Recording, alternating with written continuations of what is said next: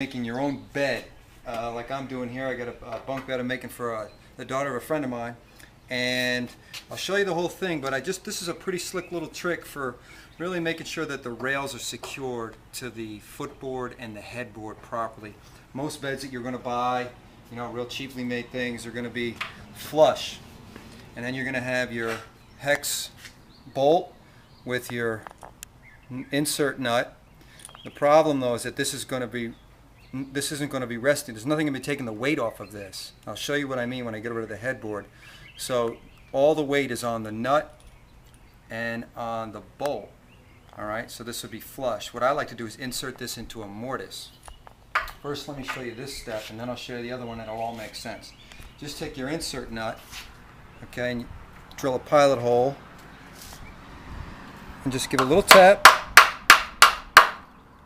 And then you're just going to go ahead and screw it in. And once you get it all the way screwed in, okay, nice and flush, I'll show you how to put it in the mortise in the footboard and headboard.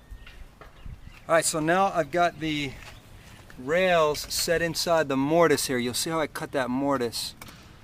Alright, so now this sits inside rather than flush. What I mean by flush is you don't want it like this, because then the bolt's going to carry all the weight.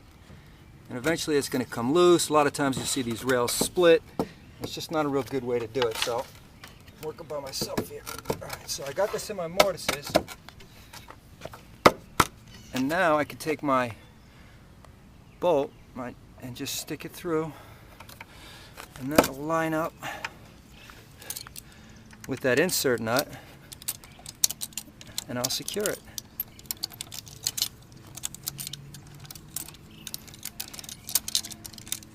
Gives a nice bite, won't pull out, won't split, and again, because the weight is being carried by this rail, there's no stress on that bolt, so it's not going to strip, it's not going to snap, the wood won't split. That's the way to do it right there. And I got two of them I'm going to do on each corner. Alright, just a little trick. I think it might help some of you folks. Alright, good luck with it. Your own bed, like I'm doing here. I got a bunk bed I'm making for the daughter of a friend of mine. And I'll show you the whole thing, but this is a pretty slick little trick for really making sure that the rails are secured to the footboard and the head.